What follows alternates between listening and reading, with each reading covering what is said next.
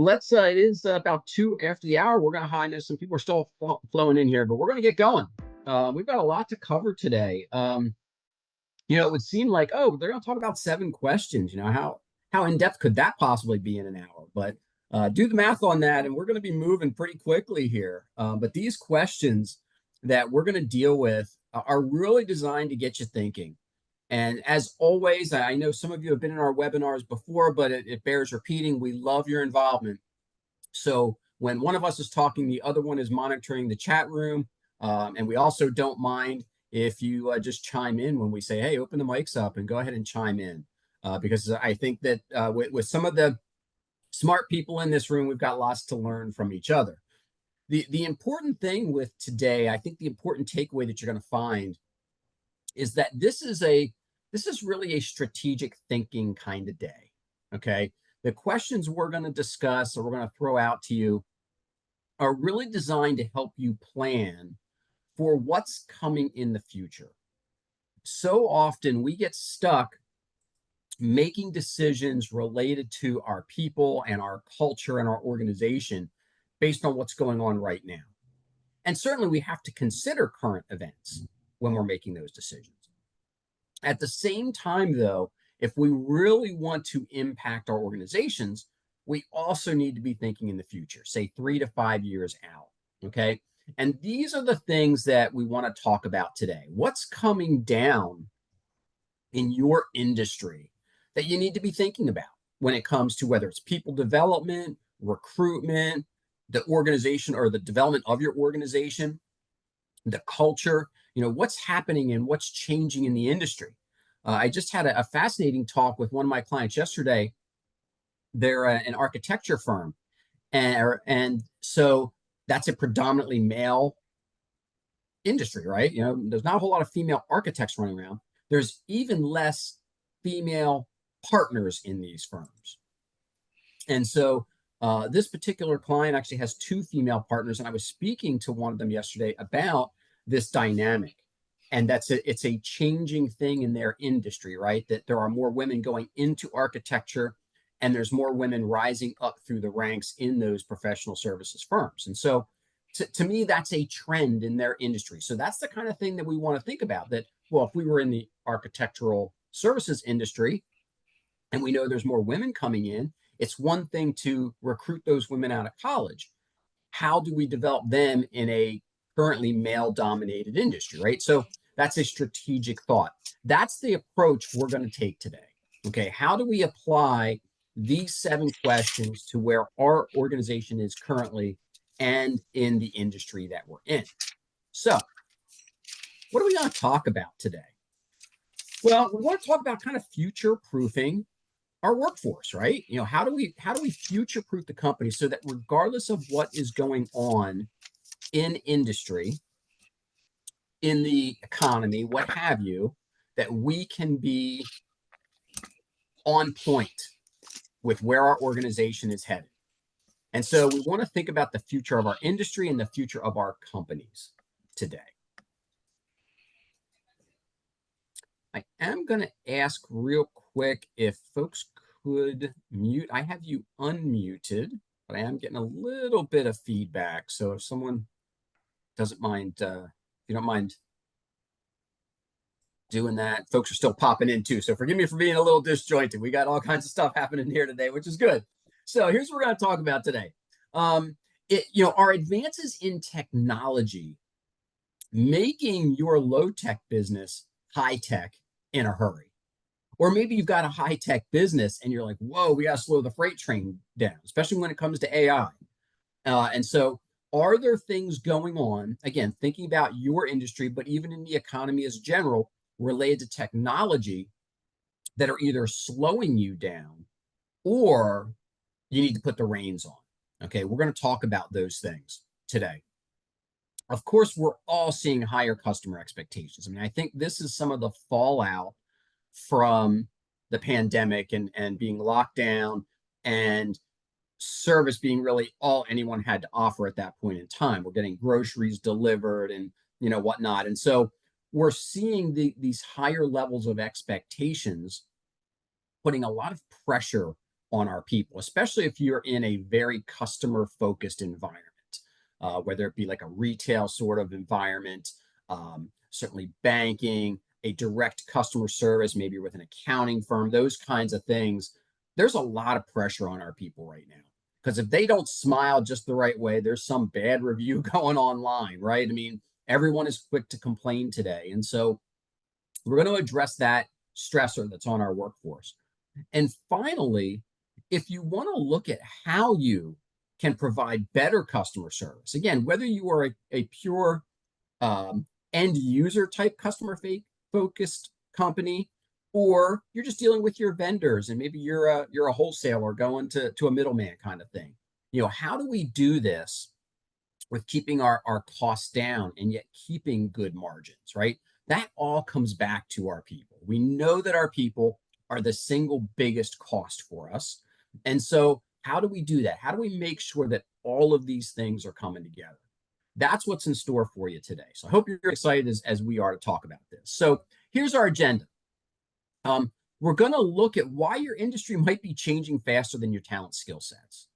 Some of you, I already see some shaking heads. Some of you, yes, are probably going, yeah, that's happening. Okay, there's a reason for that. We're going to figure out why. We're going to discover the questions to answer to future-proof your business now. That's those 7 questions that we're going to ask you.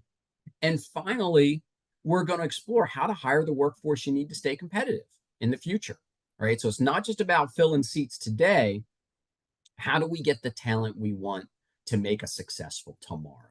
So those are the 3 things we're going to guarantee that you are walking away with at the end of the hour today. So you know who we are.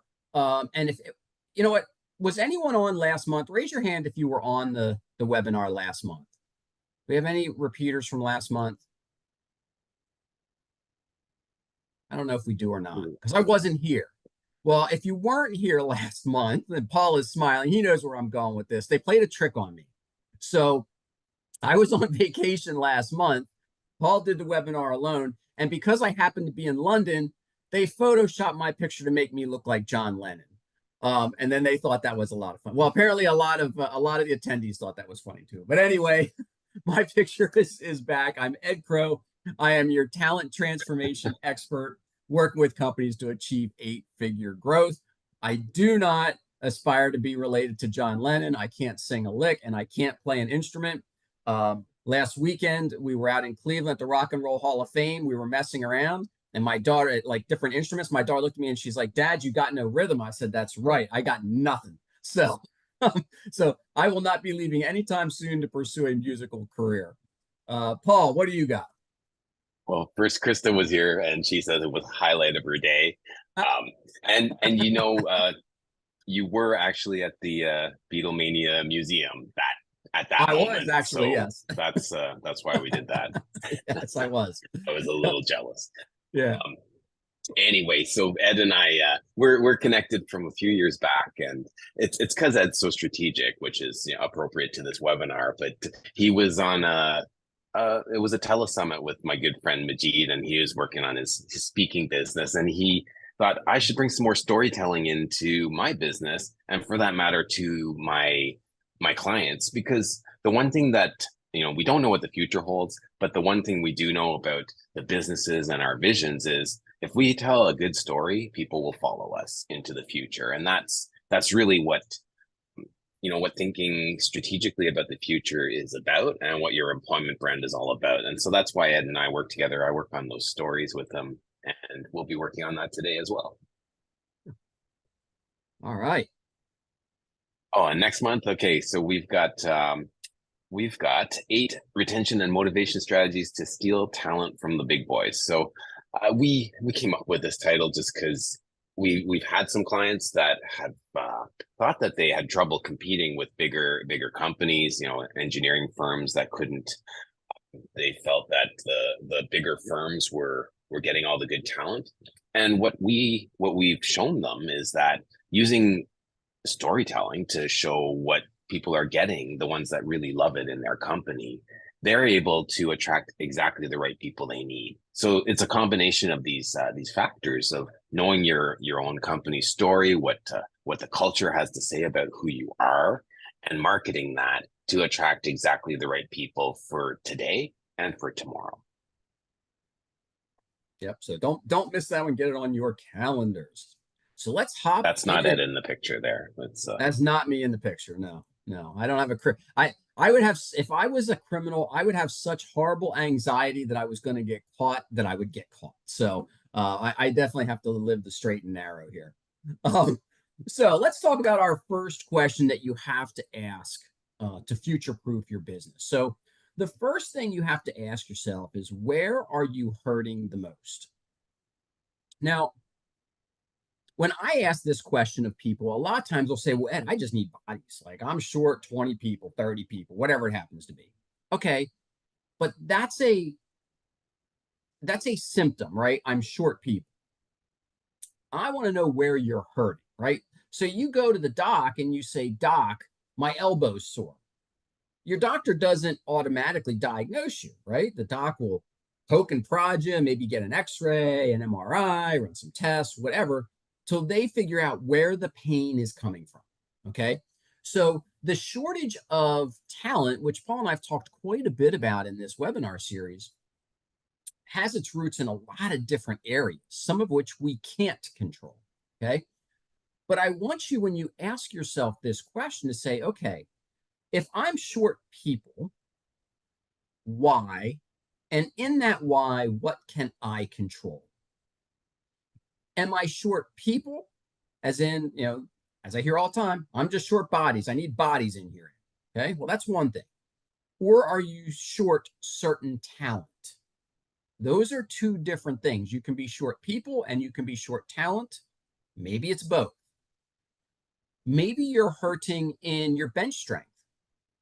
I'm working with a client right now on their succession plan because what they found is that their workforce is aging, and they've got people well into their 50s and early 60s who are saying, yeah, I'm going to retire 62 to 65 right next couple of years.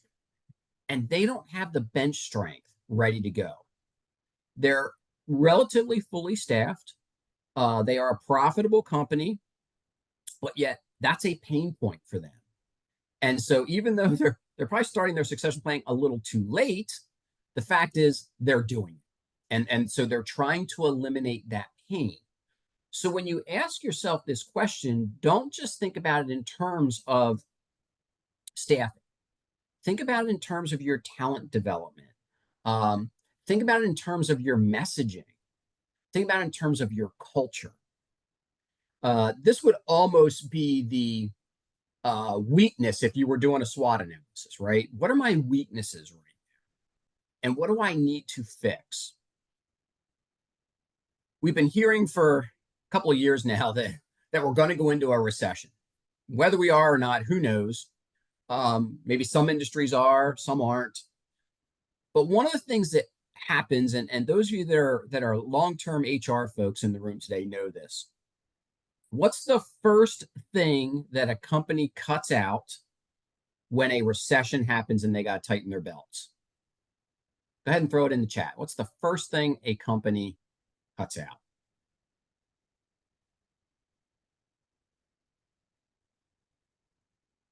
See a few folks typing here. We'll give them a minute. What are you seeing, Paul? I see from Melody, training and development, and from Eli, training and development. Training and development. It is always training. If we were live, I'd throw candy at the two of you because you got it, right? It's training and development. And that always amazes me because I think, wait a minute, we're in a time where we need our people at their best because we're tightening our belts and we're doing more with less. And we take away the one thing from them that can help them be their best, which is training and development. It's kind of counterintuitive. So is that a place you're hurting?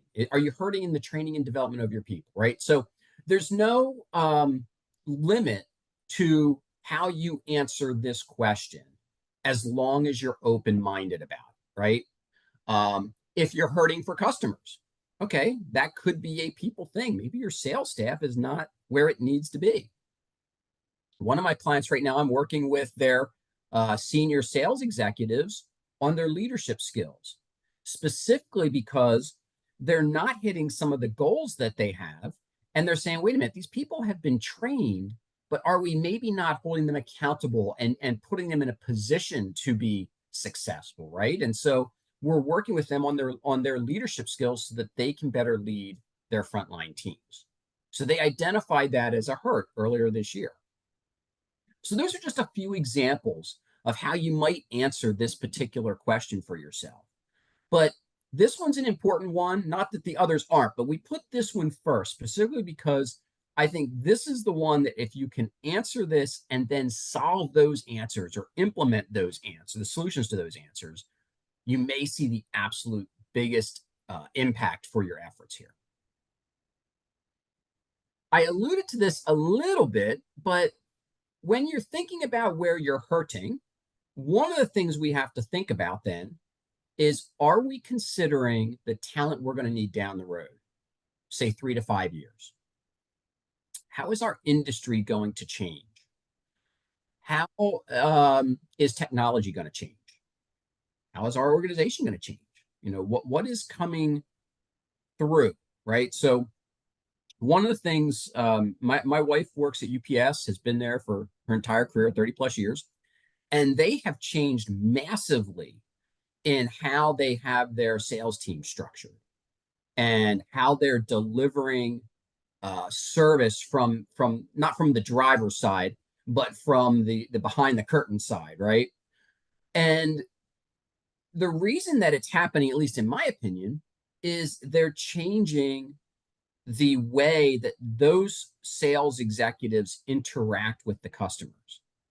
And COVID caused some of this, right? Where UPS realized a massive savings for those several months of lockdown. They didn't have sales execs out on the road with expense accounts and all this. And they said, well, wait a minute. If we can still deliver the same service, but not have to go to all those expenses of flights and cars and all this other stuff, well, maybe we cut some of that out. So they started cutting some of that out. And then they realized, well, wait a minute, without all that windshield and travel time, we can do more with less, right? So some companies have gone through epiphanies like that, if that's what you want to call it, but that's changing the skill set now. So what's happening now is because they're doing more with less, instead of a sales exec maybe having 40 to 50 customers that they're taking care of, they may take care of several hundred customers, right? That's a whole different skill set in managing your time and especially being disciplined because 90% of the time now they're behind a computer. So you can look at things like that in your industry and say, okay, how are those industry changes going to impact the type of people I'm going to need and the roles that I'm going to need? My friends in the banking sector, I know all of you are going more and more towards almost a universal banker model, right? So that I can go in and no matter who I'm seeing, Paul's we'll call him the teller as we used to call them, right? He can now answer my questions, right? He can sell me a credit card. He can convince me to use my debit card more. Maybe he can get a small loan started for me, right? He can guide me in all of these areas. It's that one-stop shop. That's a very different skill set for him than, hey, Mr. Crow, you want a deposit? Okay, here's the check, here's your receipt, see you later. A very different skill set. So as you're looking at these roles that you have now, are you going to need them in 3 to 5 years? I'm willing to bet, yeah, you're going to say, yeah, I'm still going to need these, but how will the role change? That's a monster question for you to ask because that's going to play into how you start recruiting and developing your people today. That's why it's so important to look out to that 3 to 5 year window. We do have a surprise for you. We've got a great questionnaire that will help you to think through each of these strategically with some guided prompts. So I think you're going to be excited for that, but you can't get it just yet. You got to wait till the end to get that one. Okay. But so the next question, this is the last one I'm going to do. Paul's going to take it from here so you can hear from him. But is your people strategy aligned with your business strategy? And here's what I want you to think about. So a client recently had me take a look at their comp program. Now I've been working on their comp program with them for probably the last 15 years. But they want to just kind of say, okay, yeah, let's do not a reset, but would you take a look at each of the pieces and knowing what you know about us, let us know if you believe it's meeting our strategic goals for our people and for the organization. So I did that. I went through their program and I said, okay, they're doing this for this and this for this, and looking at all the pieces, and said, okay, how did they tie that people strategy, which is how they comp their people, to their business strategy? They are a very large not for profit, so they have a strong people to customer ratio. It's a very, very hands on environment. And though they're a not for profit, they do have certain sectors of their business that are for profit, where they make money, which helps them then fulfill their mission. Okay. That's a unique mindset, especially for some of the top directors and senior managers that you wouldn't normally find in a not for profit environment. So part of their people strategy has to be making sure that they are pulling in people that are not just out of the not-for-profit world, but out of the for-profit world, and are willing to step into the not-for-profit world to apply that knowledge. And they've been very successful. Why? Because one of the things when we look at their comp is we say, okay, well, we know we're a not-for-profit, but if we aspire to get people who think like a for-profit, let's set our compensation up like that. And that's what they did. And so that's just one example of asking yourself whether your people strategies are connected to your business strategy.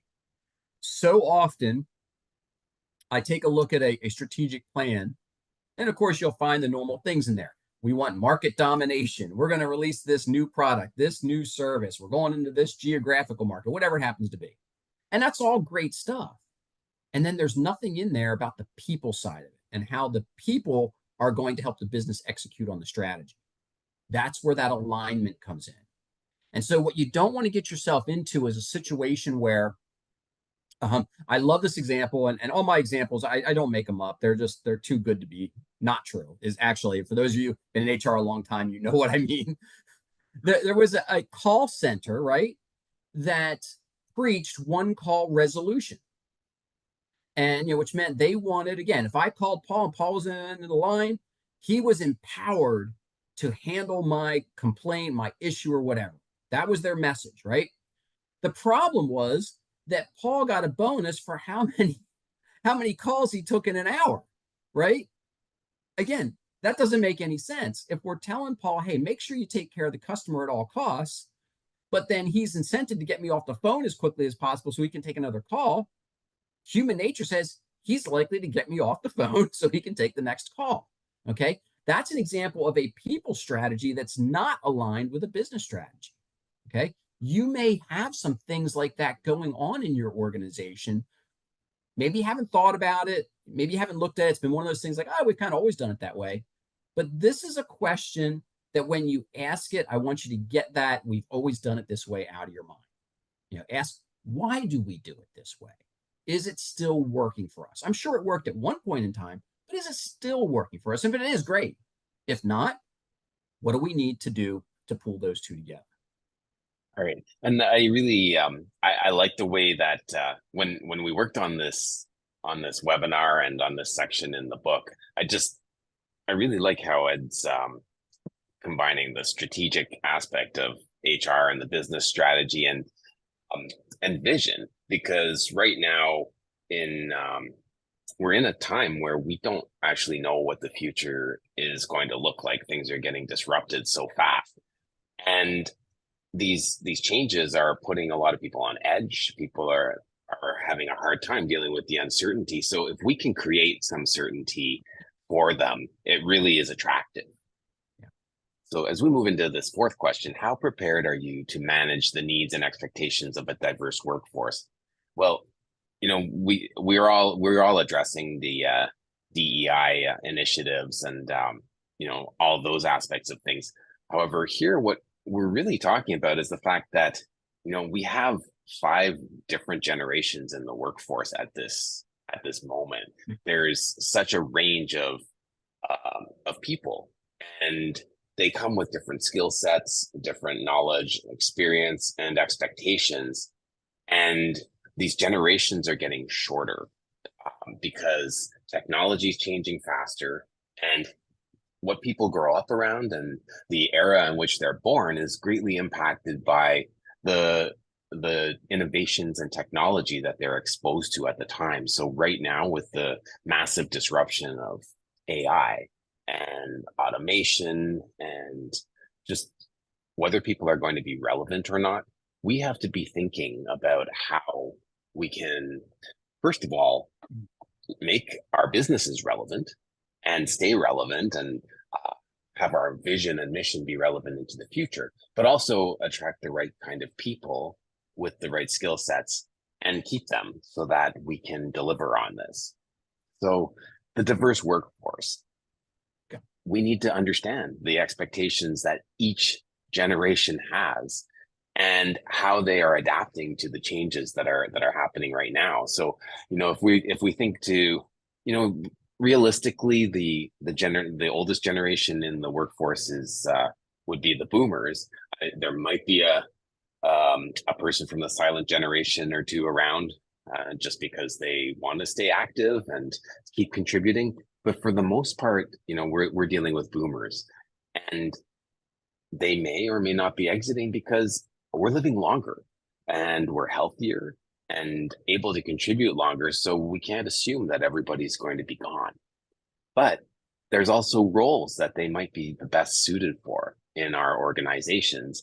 And in a lot of cases, there are roles that we want to rethink. And I think Ed, with one of our clients, they were finding in the banking sector that some of the roles they were opening them up to much older demographics, just because it was something that they could feel really valued in, and the type of interaction that they could have with clients and the time that they could spend with the clients was more suited to the pace that they wanted to operate at. So these are things that you can really consider now with the types of people and the knowledge and experience that they bring, based on their age and demographic. But then as I'm we I'm look at, curious. I'm go ahead. curious. Well, Paul, real quick, I'm curious, folks, if you could jot in the chat what diverse challenge, what challenges you're having right now with a diverse workforce, right? So Paul's already mentioned the generational gaps, right, that we have. He's going to talk about a few other things, but thinking about everything that diverse workforce means, jot in there while he's wrapping up his thoughts for us, if you don't mind, some of the challenges that you're faced with. Go ahead, Paul. Yeah. I mean, as we deal with younger generations, I mean, we've got the Gen Xers, like Ed and I are part of that, and doesn't matter what generation you are in. I think you think that your generation's the most awesome. So, but We Gen are, but Xers it's okay. pretty much are pretty adaptable and have had to deal with a lot of changes, especially at this time, right? The level, the learning curves that we're on because of everything coming at us, and we can't just say, you know what, I'm tapping out here and I'm done, which in a lot of cases people do as they get older. So we have people that have to remain adaptable, and then we look to, oh, do we just bring in the younger generations that are more adept with technology or have grown up around it, and do they actually bring value just because they have the experience with the technology, but perhaps are lacking on the experience with life and people and management and communication. So there's so many things that we have to keep our minds open to. And then, of course, the DEI issues, right, around gender and equality, and what we can even say with pronouns, and how we address people, because we did not go through most of our time in the workforce behaving that way. We're looking at changing behaviors, so it's really, there's so many things that we need to deal with here. So, Ed, what are we seeing in the chat here? Yeah, so we've got, hit the wrong button there. In the chat, we've got it's hard to bridge the pay gap, right? That, we've got people that have been with us, say 20 years, and now we've seen wages go through the roof. So you bring the new people in and they're earning almost what longer term employees have. We call that wage compression. And obviously a lot of organizations are struggling with that. Um, Julie says the scheduling and like work-life balance type issues are a challenge, right? Because when you think about it from a generational issue, depending on where you're at in the generations, are you if you're an Xer, you might be dealing with aging parents and having to attend to them. Maybe you still have kids at home as well, or kids in college, you're attending to them kind of thing. And so you get trapped. And you have more and more parents, boomers and Xers especially, where kids are moving back because they can't afford to live on their own with college bills and that kind of thing. So those seem to be some of the bigger challenges with the whole work-life balance. And we got Melody says benefits, compensation, work ethic, behavior, flexible work. So Eli, you're You struggling want with to? religions. Yeah. Yep. And then when you get into honoring various religions' holidays, our educational and industrial and even national calendar is based on traditional, Judeo-Christian holidays, right? And so, what happens if you bring in folks who do not fall into that belief system and deserve to have their high holidays off of work too, right? How do you handle those things? Um, I'll tell you, one of my clients right now had a challenge where their marketing team was discussing how to handle Pride Month this past June. Did they want to make a statement about it? Did they want to put something on the website? Didn't they? And the marketing director said something effective. Well, it's a really hot button issue. We're not sure as a group we want to address this, right? Or as an organization. And someone said, "What do you mean a hot button issue?" And she meant well, but she said, "Well, it's like anything else. Guns are a hot button issue. Politics are a hot button issue." And the person said, "Wait a minute, you're now comparing me to a gun." I mean, and it just spiraled from there, right? Didn't have to, and the shame of it is both these people get along quite well and they're fine now, but in the moment, right? This director was trying to explain herself and didn't explain herself well, upset people further, but those are challenges that we're faced with, right? Especially if you are a more public facing entity. Paul and I have used Patagonia as an example for a couple of different things, and they're out there with their beliefs, political and otherwise. That's who they are. Some of us may be more conservative and not want to share all of those kind of things. Who knows? But those are diverse challenges. Yeah, and Eli said, honestly, people growing up in completely different cultures, from foreigners, Amish, Mennonites, and normal Americans. You want to Yeah. address that one, Ed, since you're So around, Eli, you sound since you're like a you're normal with me. American, I guess. You're probably sitting here in central Pennsylvania, maybe even right here in Lancaster. Um, and it's true, right? That for those of you maybe who are outside of the central Pennsylvania area, we have a robust population of the Plain community, which includes the Amish and the Mennonites. And within that, there are different sects of the Amish and Mennonites that are permitted to do different things, from having cell phones to owning certain types of cars or what have you. But um, it is a challenge as those communities have increasingly come into as they put it, the English world, because now instead of being, they're self-employed or they're running their farms or things, they are coming for work more often into more traditional types of work environments. And so the challenge then becomes their very conservative religious beliefs, and as evidenced by what they wear and maybe even how they travel to work, with a perhaps progressive workforce. So that can create some frictions.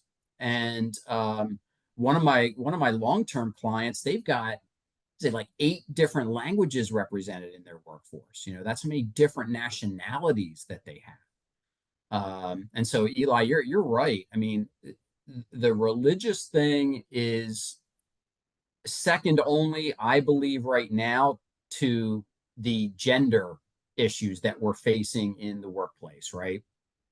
And how we're dealing with all of those things. Um, one of my clients called and they're like, Ed, we've got someone who's transitioning. This individual left work Friday dressed like a guy, came into work Monday dressed as a girl with a new name change, wanting to use female restrooms, the whole bit. And they're like, what do we do? I'm like, well, okay, let's have this chat. But more importantly, what kind of communication is going out, if any, to the rest of the workforce, right? Do you stick your head in the sand and act like it's not going on? Do you address it head on? I mean, these are all questions that don't necessarily have any right answer to it. It's only right for that situation. But these are things that they're not going away. And we will continue to deal with them perhaps even more often in the future. Yeah. What specific challenges have you already discovered in trying to attract a diverse workforce?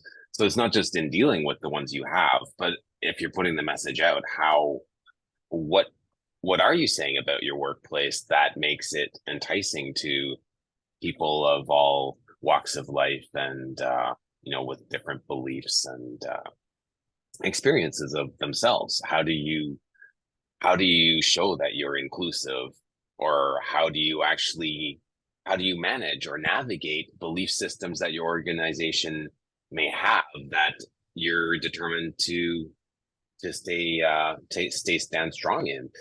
um, what we were saying with Patagonia was that their belief in the environment and in the pristine places that we enjoy, it it's their whole vibe, right? They like the wilderness. They think that treating nature is is the top priority, and making sure that everything they do is sustainable. So that's reflected in their marketing. It's reflected in how they deal with their products and take back products and resell products, and how they hire employees. So the people that work there, they buy into the whole belief and vision and all the principles and core values of the organization to the highest level, because they know that that's what Patagonia stands for.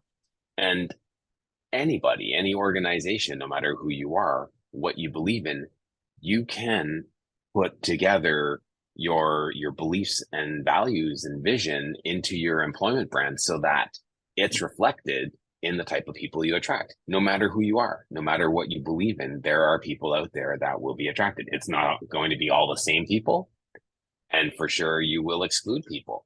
Um, and that's a decision you make around this, right? Because just the fact that you are addressing DEI initiatives, and you do have to step carefully around this and make sure that you are being inclusive, but also stating what your beliefs are, so that you're giving people choice to choose your organization as a place to work. So it is a delicate issue to discuss in how you put out there and how you handle it. And it is really important in the story you tell about your company. I'll just throw it back to you, Ed. Is there anything you want to add on this one? Well, I think that when we're asking ourselves this question, what challenges are we having? Um, that's the easy part, probably, because you can list them out. These are the challenges we're faced with. But I think too, we can go back to, was it the first or second question? What challenges might we see in the future? So I do some volunteering for an organization that there's a Christian focus there, but they will serve anybody that comes in. And in a meeting yesterday, we were discussing that, one of the intake questions is, are you a person of faith? If so, what is your denomination or whatever? It's really just for tracking. And the executive director said something to the effect of, we have resources for those who are not of a Christian or Jewish denomination. We can get them, if a Muslim comes in, we can provide a certain level of service, and then we have a referral partner that can take them the rest of the way based on their faith journey and so on, right? She goes, now I'm going to stop at Wiccan, and we're not dealing with that stuff and everything. And she was kind of joking, right?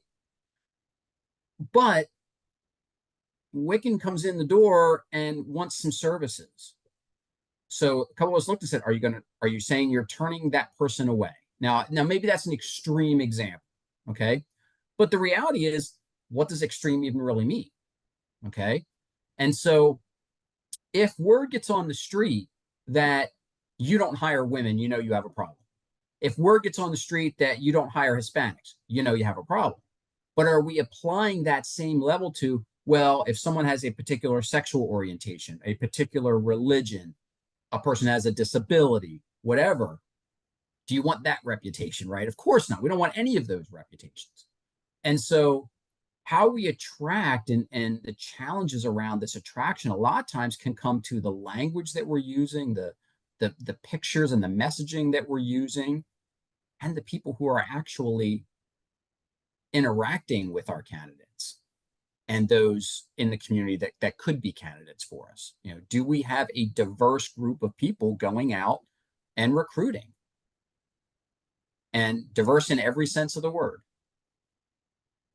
So, as how prepared are you as leaders to engage in the recruitment process?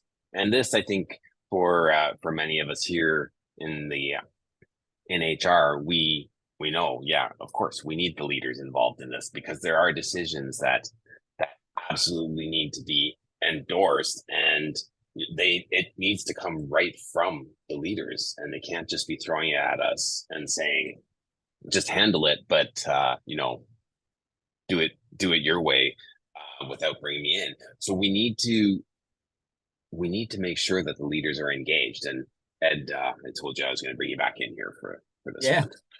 one. The biggest thing with this question is, and I think back to my time in industry, especially early in my HR career. And, I would deliver some candidates to a hiring manager and I'd say, I don't like this one, I don't like this one, I don't like this one. I'm like, well, why? Well, I don't think they can do the job. But why? Right? Asking those questions. It got to the point that I said, okay, I'm just going to do an initial screening. And you're going to interview anyone who's even remotely qualified. Okay. And the manager, the leader said, great, perfect, it's what I want. It's not really what he wanted, right? He didn't want to be bogged down with 20 interviews to get one person, right? And so my point in doing that to him was, I need your engagement in this process, that we are on the same page trying to do the same thing. And that in part means that you need to trust me to do my job. Just like when I hire a good person, I'm trusting you to treat them right, train them right, so that they can be productive and they don't turn over in 20 days. Okay. So our leaders in our organization have to be bought in to our recruitment process and the previous questions that we've asked. Do they understand where you're hurting the most, where they're hurting the most? Do they even know those kinds of things, right? Do they know the challenges that we're having in maintaining and managing and attracting a diverse workforce? So when we look at where leaders flow in all of this, I believe we really not only have to look at ourselves as leaders, but the other leaders that are calling shots for the various items in the organization.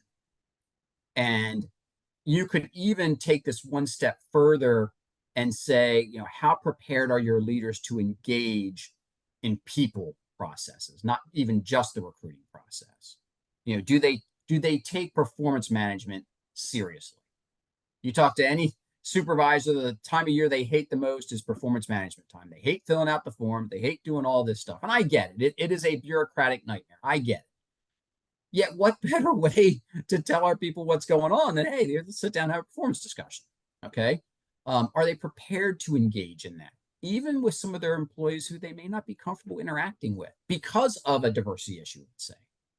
So this one is key, because if we have leaders in our organization who are not willing to participate in a people process, then we have to ask ourselves whether they're truly meant to be a leader in our organization. because we all know it all comes back to the execution of people. And that's why this one is so critical. And this does lead into the next one with the employment brand, because what your employment brand is, the messaging you're putting out there has to come again from the business processes and leadership decisions around where the company is going. And this is something that needs to be developed with leadership and implemented with their blessing and their vision and the direction that they want to see it go. And if they are just hoping that somebody can cobble this together and put something out to just get people in the door to fill the empty seats, then we're not even addressing these 7 questions here, right? We're not being forward thinking and strategic about what the future of our industries are asking of our businesses.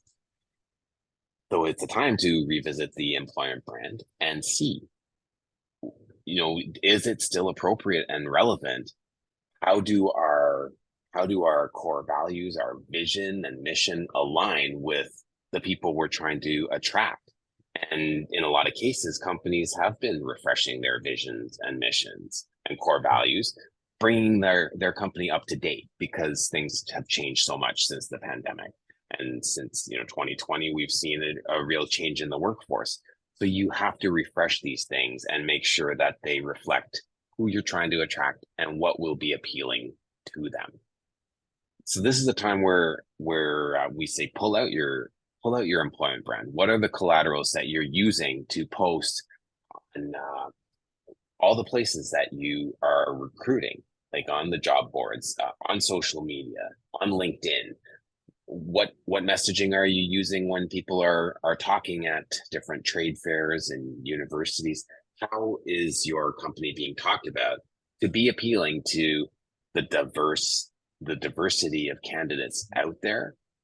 And what are you saying to bring in the right people to fill not just the openings you have now, but who can evolve into the places that you will have as the culture changes, as the demands of the workforce change and the demands of customers change. So it's an evolutionary thing, and it's something that's a moving target that we have to keep our eyes on, and not just be reactive to. We have to see where it's going and see where our industries are going so that we can stay a step ahead.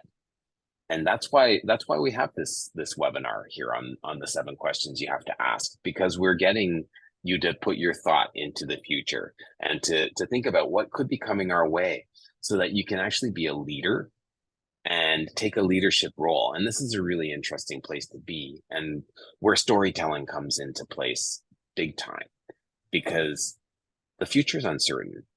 We don't know where things are going, and definitely the candidates, employees out there don't know where things are going or whether their roles are secure.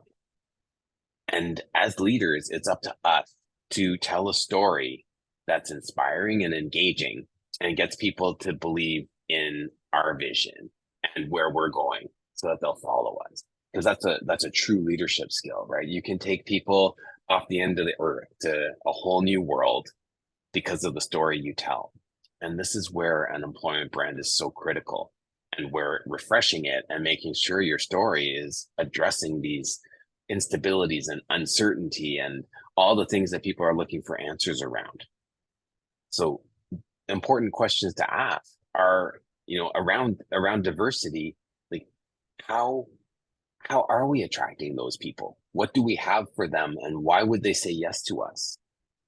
For other things that are around technology, what do we need to develop here? Are there people here working on it now? Are they enjoying it? Can I show how exciting the type of work people are engaged in? Can I show how exciting it is? And if there are opportunities for people to really grow and expand, am I showing that this is something that they have the opportunity to partake in my organization? So these are questions that I'd want you to go away with and think about, because that's starting to provide the certainty for people moving into the future and showing that you're an organization that is poised for this future that everybody's wondering what it holds, and this future of work, how is it going to look for us? So having a strong, solid employment brand, which is what we've been talking about this whole series, it all comes together again because you're building your future. So what do you think, Ed? Well, I think number one is if you missed some of our previous months worth of content around employment brand, you can hit my website, edcrow.com, and click webinars. All the videos are posted there for you. Obviously, we've got more content coming in the next couple of months as well. And you know, Paul, you teased something else out there, and I'm not sure a little bit ago, I'm not sure anyone caught up on it, but Paul and I are crossing our fingers that by the end of the year, our book will be released. It has been through editing once, and we've approved those edits, but we've taken not just this content and these webinars, but case studies and things to put it into a one place of, hey, here's what this idea of competing in the marketplace today looks like, and developing an employment brand looks like. So we're excited to be announcing the release date. Hopefully here in the next couple of months, we'll have a release date locked in, but we're very excited about that. Because it's giving us an opportunity to go even a little bit deeper than some of these discussions. And, you know, I guess my final thought before we move on from this slide is that, you know, I said that the first question was so important. This one is probably a close second. If we don't know what our employment brand is, huge problem, okay? Because you've got one. That's like saying you don't know what your company culture is. You've got one, you just don't know what it is, okay? If we don't know what our employment brand is, if we're not actively managing it, it's really hard to do any of the other 6 things here and get a good answer and a good fix to those answers if we don't know what our employment brand is. It's hard to have the culture we want if we don't know what our employment brand is. So many of these things tie together. And so from a real deep thinking, you know, go home, take a walk tonight, maybe mull over on, you know, really, what is our employment brand? What is it that we offer people? Why do our people stay? Why do they leave? Why do people come to us? Why do people work their way up through the organization? What makes them happy? You know, all of those things contribute to the employment brand and many others. But it's always a good time to think about those things. And maybe you don't have the answers and it's time to run some focus groups. Yeah, great. It's a great way to pull in content for you so you can make the right decision.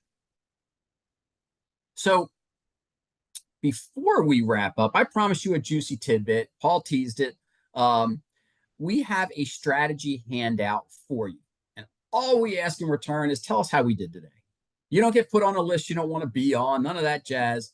Go ahead and scan this QR code. It's going to take you about 60 seconds tops to answer 2 or 3 questions for us about how we did today. We look at the feedback really immediately because we get it immediately. To know what we need to fix for the next month, what you guys liked, didn't like, you know, the whole bit. But in exchange for doing that for us, you'll be able to download that strategy questionnaire that we promised you. That'll take you on a almost a guided look at these 7 questions and then some, to really help you to focus your thoughts on what's happening in your organization related to those questions, and especially your people strategy as it aligns to the business strategy. And so I think you'll find this this handout quite helpful. And Paul, do you have any thoughts while they're plugging away and giving us the feedback? Tell us how awesome we are, we hope. Oh, he's smiling. She's Maybe like, yeah, just we'll see here. just you know, what is there a question that stands out? Is there something that you'd like a little bit more insight on? And Ed will just recap here, so if you need all 7 questions, we can put them up so you get a screenshot of them. But yeah, any final thoughts or questions, insights about what these questions have brought up for you? let's just run those questions, Ed. Okay, so everyone, hopefully everyone has the QR code. If not, holler now. I don't see anyone holler. Okay, cool. So those 7 questions, I'm going to bring them all up here at once. Oh, someone, do we need to go back? Congratulations on the book. No, Thank you, Julie. yeah, it's been a process for a while, and It's keeps hard on to sliding to the writing a book is no little thing for sure. no, But especially here when are you your write 7 books for a questions all in living. one spot. And, again, no one is necessarily more important than the other. I mean, I know I said number 1 was pretty key, and certainly number 7 was key. But don't downplay anything else that's in here, right? I think too, based on where your company is in terms of its industry, its time in business, its geography, all of those things can weigh into which of these 7 might you need to focus on in the near future. Which of these 7 are going to percolate up that says, yeah, we've got more of an opportunity here to catapult what we're doing. So let's focus on that. And some of them might be low hanging fruit for you to say, oh yeah, that's a challenge, and we can fix this in a heartbeat. Let's knock that out before we attack the bigger things. So only you know that based on the answers to these, what you're going to fix in what order. And again, there's no wrong way to do it except to not do it. Paul, what are your final thoughts? Just if you are revisiting your employment brand, or if you have any questions about whether you need to address something on it, or whether you have one at all, um, Ed and I are happy to talk to you. All you need to do is reach out to Ed through his website, or Ed at edcrow.com, and we'll hop on the phone with you and just answer some questions and see if there's anything that we can do to support you further. Absolutely. Absolutely. So if you're wondering what the website is, it is edcrow.com. I keep things simple.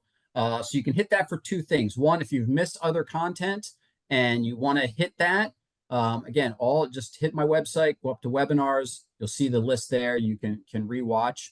And also, again, if you're working on this and you have some questions, hit my website up. There's a place there to grab a 15-minute slot with us, or a half-hour slot, and happy to talk through any of these challenges that you're having.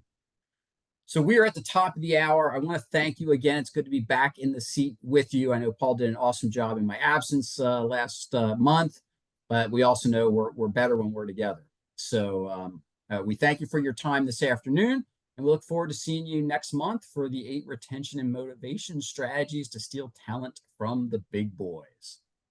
Enjoy your month of September, everyone. See you soon. Great to see you all. Bye.